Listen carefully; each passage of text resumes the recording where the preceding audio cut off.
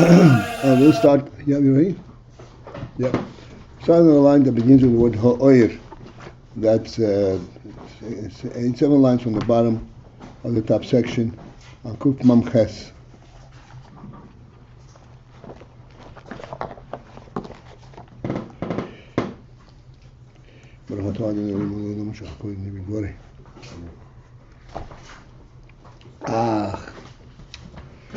So we're going over and over and again, and you see that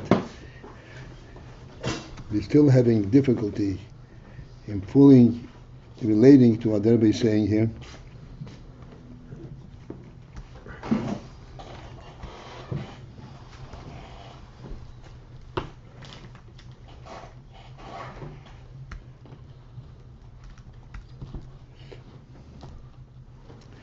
The meaning of the oyer originally, there was in the oyer in Sof,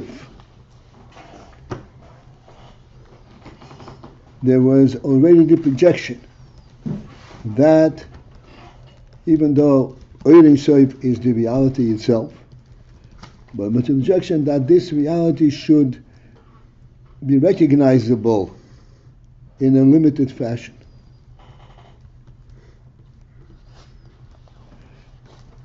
And this is called leaf oil. Leaf oil means to make things happen, to affect. And as we said in our simple illustration,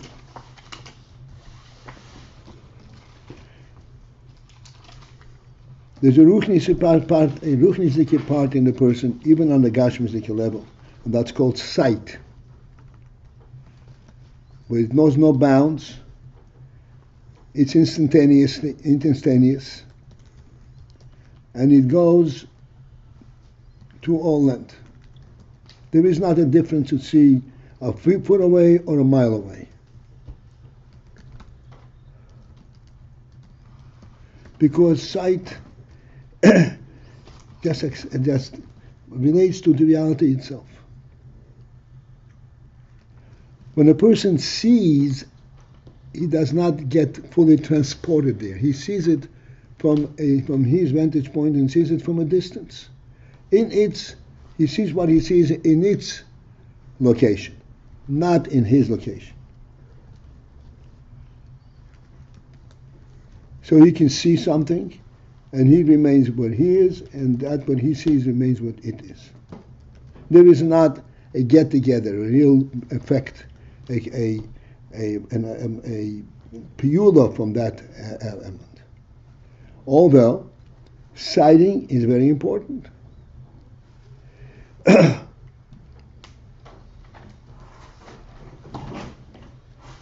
But there is not a get-together, a touch.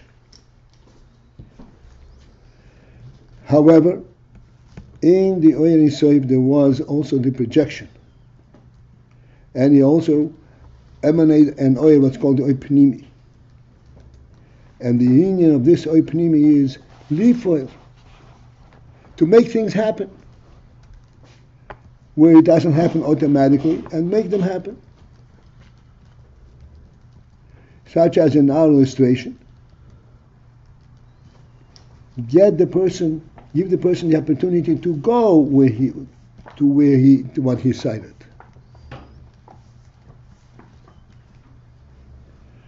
Now, going to what he cited could be on many different levels.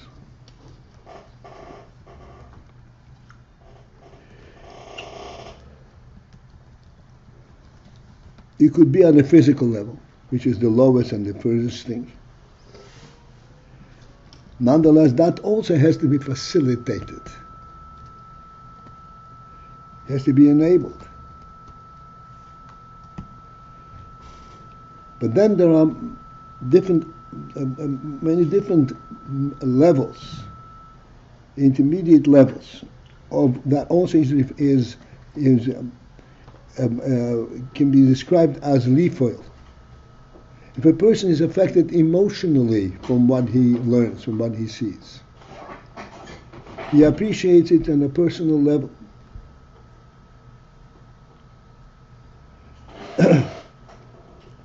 that is also a piyula. That piyula, again, as we said, this is where we distinguish between oir makif and oir panini. In order that a person should be affected in any which way, affected, he has to be b'pnimius.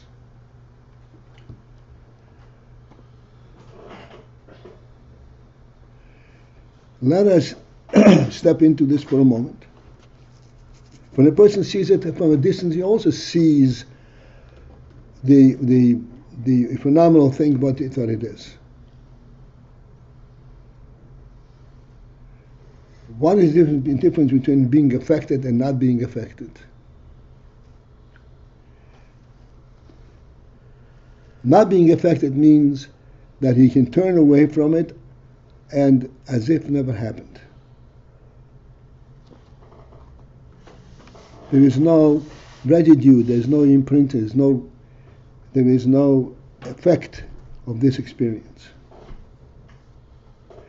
A person, and we always use this example, looks up at the distant sky and he sees a beautiful sky with the sunrise, whatever it is. That is an experience at the moment, and when he turns away from it, nothing remains with him. It's as if he never saw it.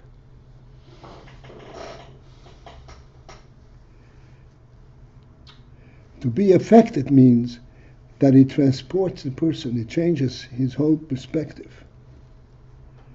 He changes his experience and his sense of what kind of world does he live in. And what is the significance of this world? And what is it for? And what is his duty in it?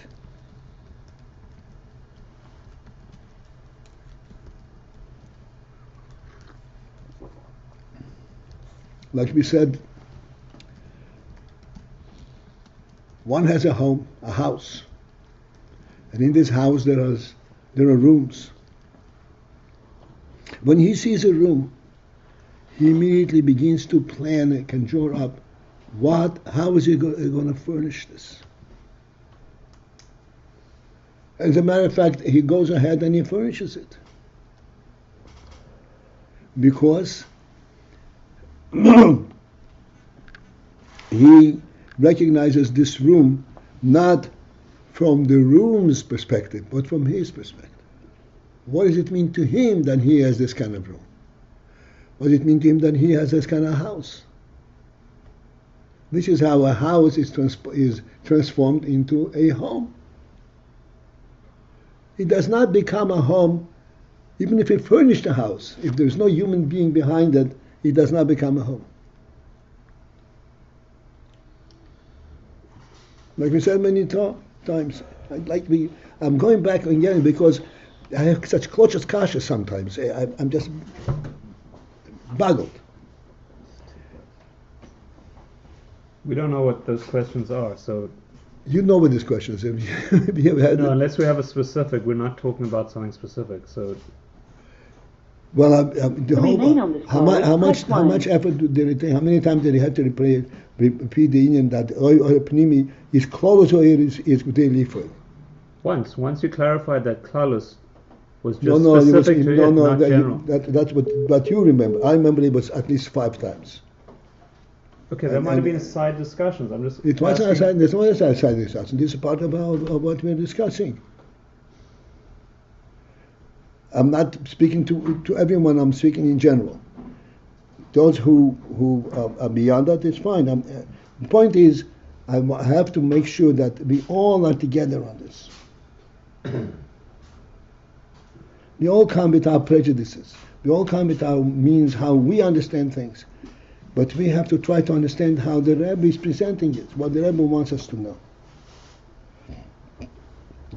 That is a requisite, and it's a completely different process of learning. Okay.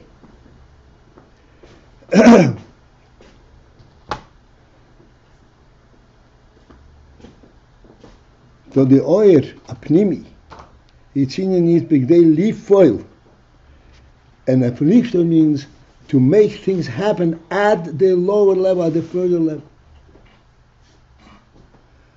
Like I said in this case, Liefer means that you recognize the significance of this home to the point where you make a home out of it. You change it, you bring furnishings in.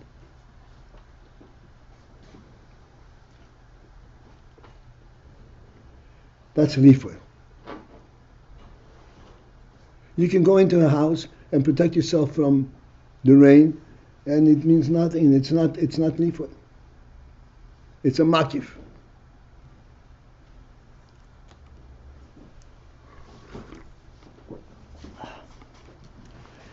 Okay. So the Rebbe explains that this oyer has at its initial aim, design, is Liefer. This is not as an afterthought. Because a human being needs a home, that's why this happens. Not so. As I pointed out, that it is the house that makes a person thinks, oh yeah, you can make a home out of it.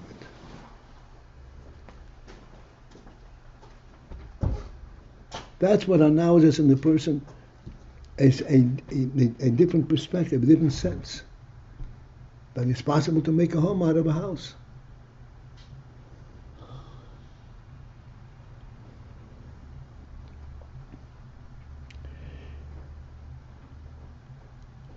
And the Rebbe explains, okay, and we already learned this, but I want to learn it with greater emphasis. The line begins, ha'oyer, b'dei lifa, u'b'shar she'harishon lifnei hatzimtzum. In its first root source, lifnei hatzimtzum, before the tzimtzum. Please understand, before the tzimtzum means what? Before the tzimtzum means that they'll be talking about the Elokus in its true presence. Not even relating and considering creation.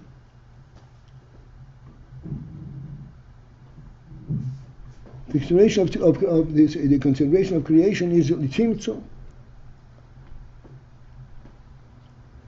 Tzimtzum means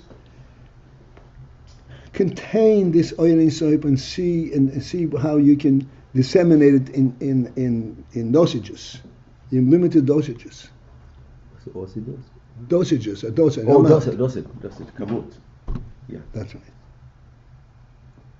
This is lifnei tzimtzum. Also there is a root for the inyan of pnimi.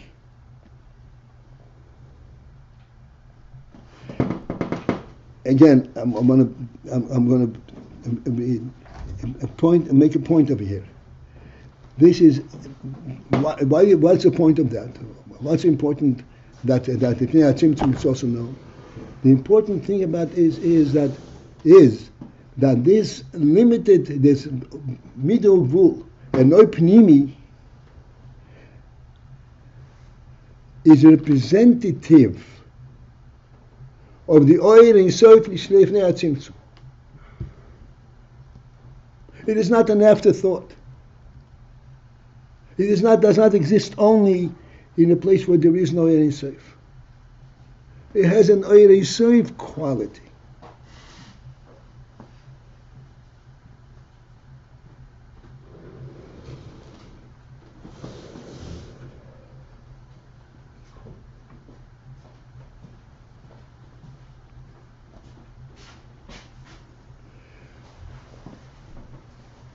It's so important that I want to bring it out clearly. Please understand, the fact that a human being lives in a home, and that gives him protection and so forth, this thing that lives in a home is of utmost importance. It's part of the divine plan and the creation.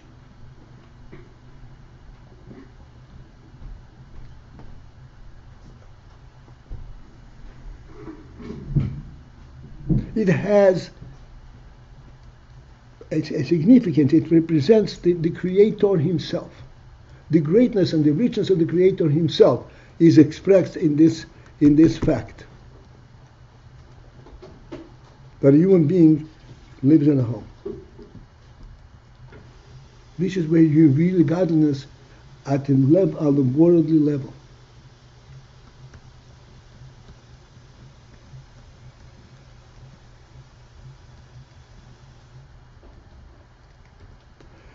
Notice, since this is being that we just finished learning and we're still learning this, the Rebbe wanted to be with Eden.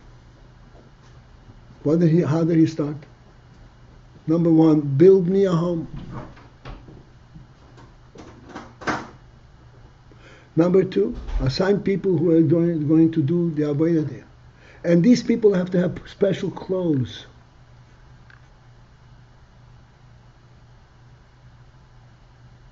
And these clothes may not be interchanged. And when they come to do the avodah, you wash their hands. We're not talking about washing your hands because they're dirty. All of these things are expressing the principle that Hashem Himself identifies Himself with the world. And it is through the world that we get to know Him. We.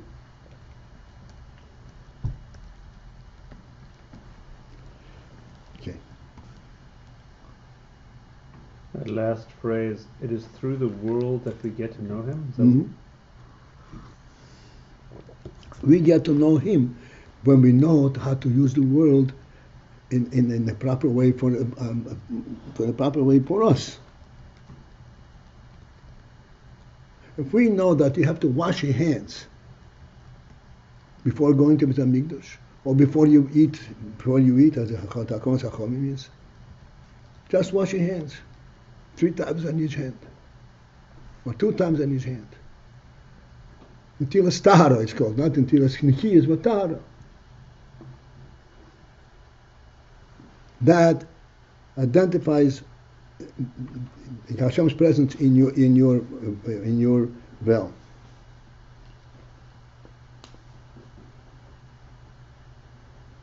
Because from a world perspective, what is washing your hand, throwing water over your hand 3 times? What is that significant mean?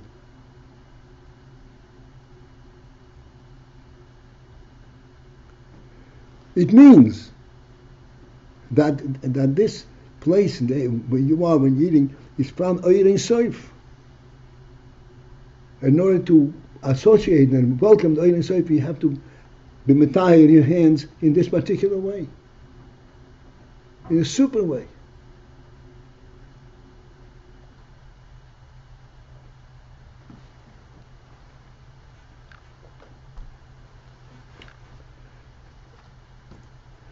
And this is what the Rebbe says. Bishar sheharishai. This is true all the way up. Lifnei hatzimtzum. That it was projected that Hashem will be able to be expressed and recognized and related to in a very concise and limited fashion. And then you will have the infinity of Hashem in this concise fashion.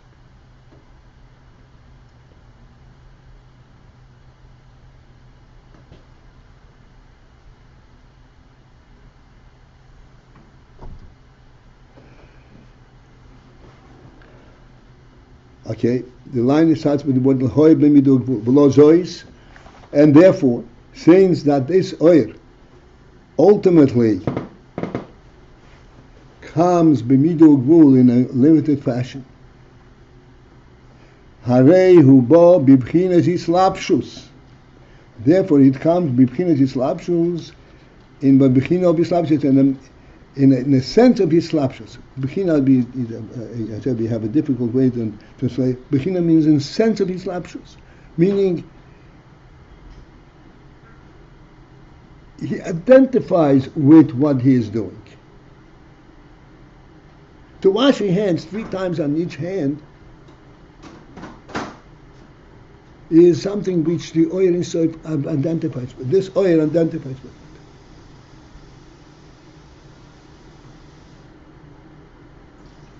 snapshots. How am I going to get these hands ready to do Aveda? By washing them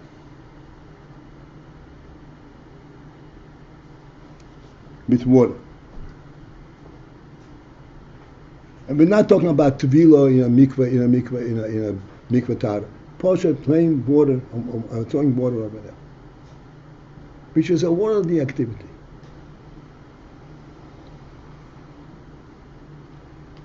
This means b'bchinas slapshus.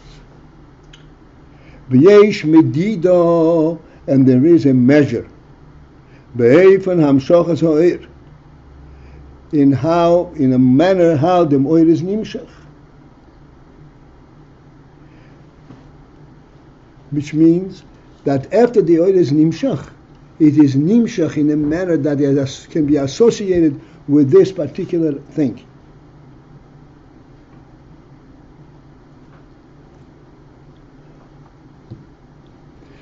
If you make your hands holy, ready to do Avodas Hashem, okay, they're holy hands.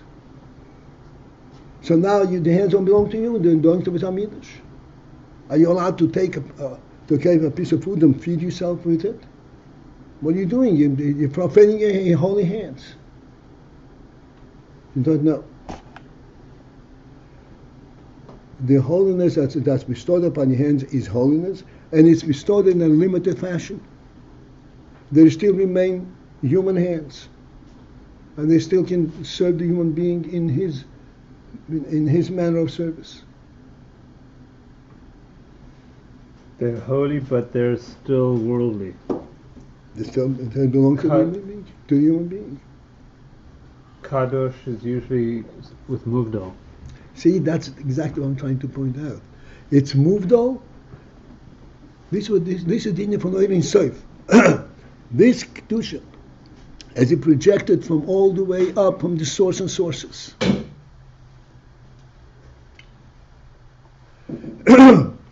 That kedusha can be coexisting with worldliness in a very limited fashion.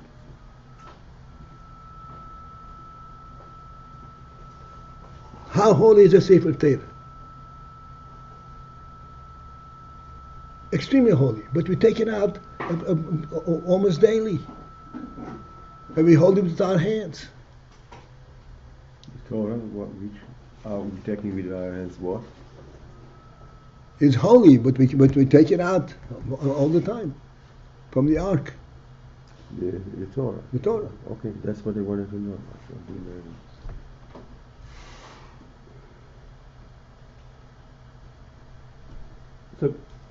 So Pnimi or Pnimi indicates this kedusha coexisting with a kind of a worldly yeshus quality. Yes, but it's not coexisting. Because worldliness at its inception was conceptualized to have holiness in it. Lifnei hatzimtzum, it was projected that there is going to be holiness in a limited fashion. So this would be like something that remains worldly, but it's sanctified. It is worldly only in the sense that it has limits as well. But if these limits are not holy, not worldly. It's not worldly.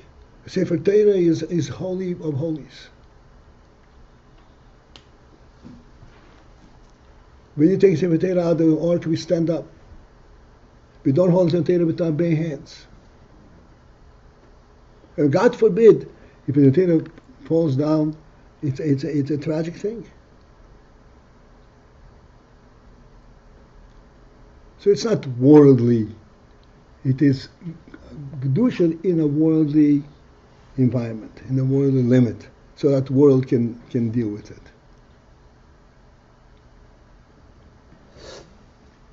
It's a kind of an interesting paradox, because often we indicate the sort of absolute quality of holiness No one can exist. That's with. exactly what I'm aiming. I know that we are not catching it.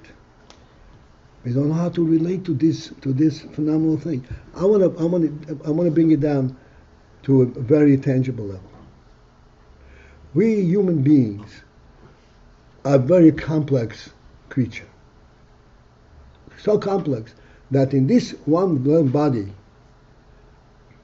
there's a brain, which is Kodesh Kodosh. There's a heart, which is the source of life. Then there's a stomach that processes food. There are hands that can build phenomenal things. There are feet that can carry you everywhere in the world. I don't have to elaborate anymore. I'm sure everybody has projected, has thought about this.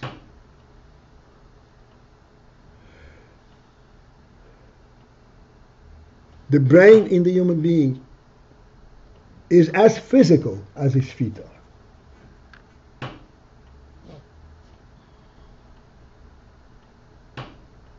It's also part of the world. And if it were not, then it does not suit, it does not produce its function.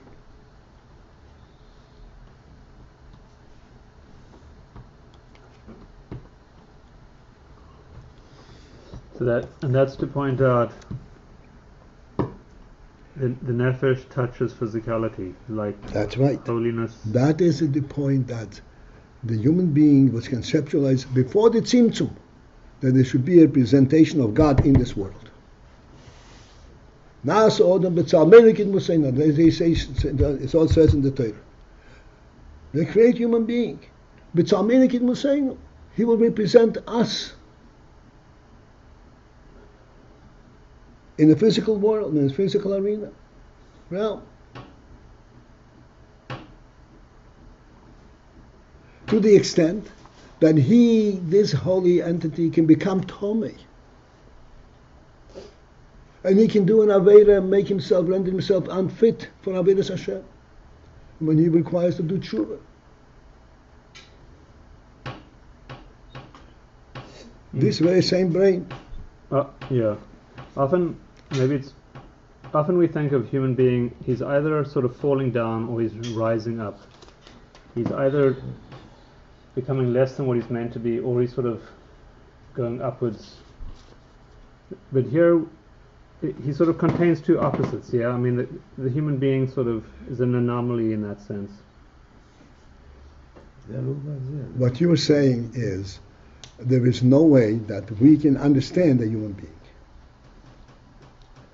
Right, and that his work is kind of, yeah, okay, good. 1 second, and how are we going to define a human being? He's a miraculous creation, a divine creation. Nas Odom, Hashem said, Nas Odom Tzalmelikid Musayna, let us make a human being, but Tzalmelikid Musayna, in our form, in our likeness.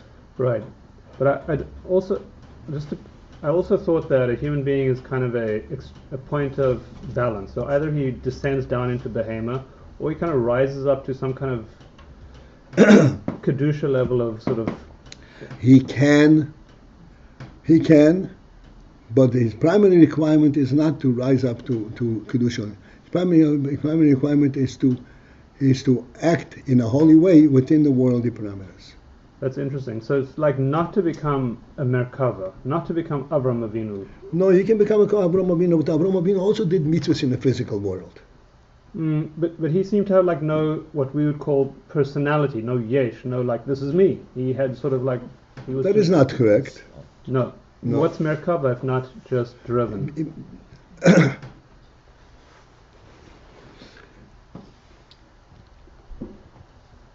Avram Avinu's Merkava aspect did not ignore the world, did not bypass his worldly process. It is through his avodah, his work with him on the physical world, on the worldly level. This is how you became a Merkava. Why? How? Because in the Merkava, all the way up before the Tzimtzum, there was a projection that there should be holiness in this physical world. And Avraham Avinu is the one who personified that, who accomplished that.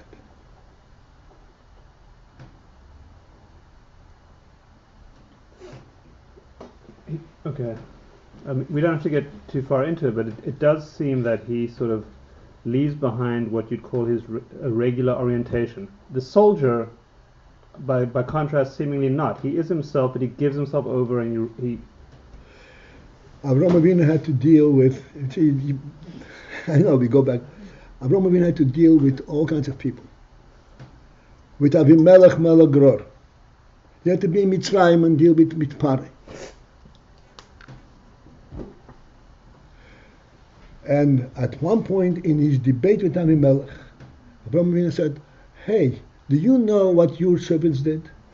They robbed my... Do you know what? What your servants did? They took my well of water away from me. This is my water."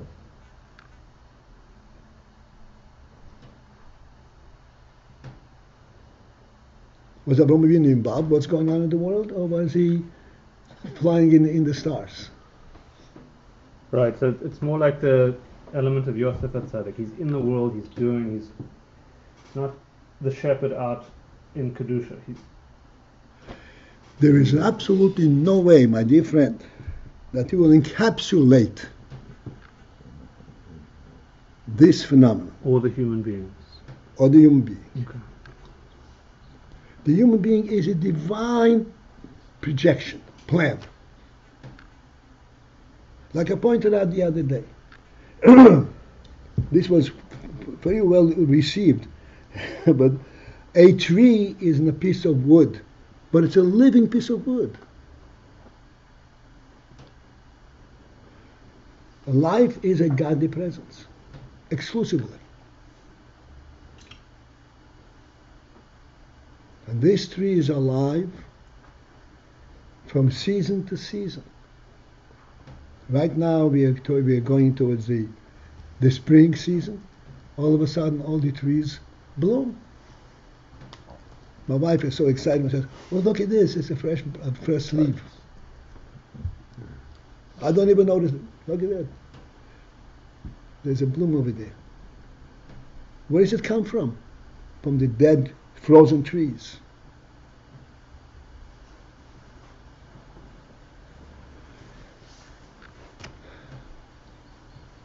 What does this tell you if you think into it?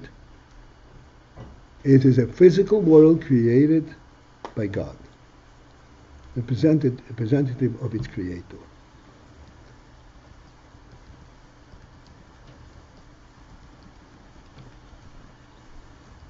And it is the creator's presence that maintains this physical world, that gives the physical world longevity. Longevity means long life. And really, it's amazing. Trees can live thousands of years. There are animals that live thousands of years. Elephants, I think, live very long. What is this? Thousands? It's a couple of hundred. Come no? on. I mean, It's elephant? not 1,000 years. Who said that? Hundreds is also a lot of time. A couple of hundred. I understand. The elephant, they said 500. 500. And No. no? Big elephants, even with a big... Fall asleep. Come on. Okay.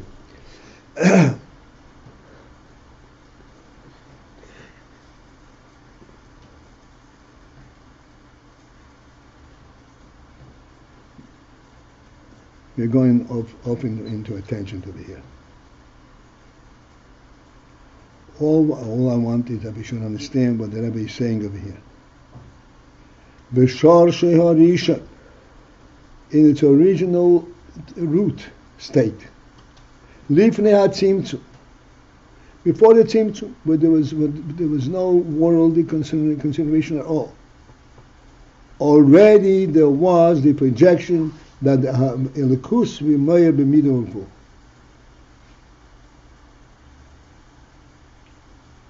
this original projection is reflected in the world in some way or another.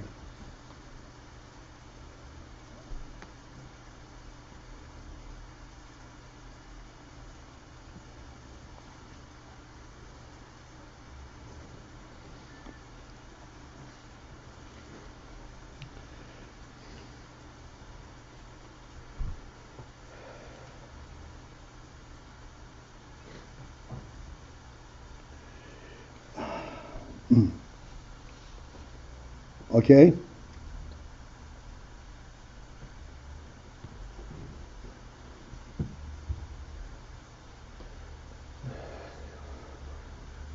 For this reason, it comes, which means that it engages itself in a hislapshus manner, which means that this Oyer Ein Sof recognizes the presence of a limited entity, and he relates to it. He gives it of its impact onto a limited entity. He gives life to a tree.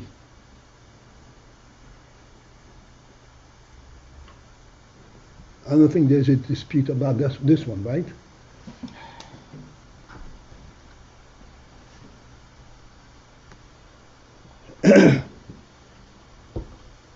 V'yesh medido, and there is a measure be'efen hamshachas ha'oir, regarding the manner that the oil is nimshach. Eich shu nimshach b'chol madrega madrega. How this oil is brought forth in every madrega. The life element in the tree is different than life element in each bloom.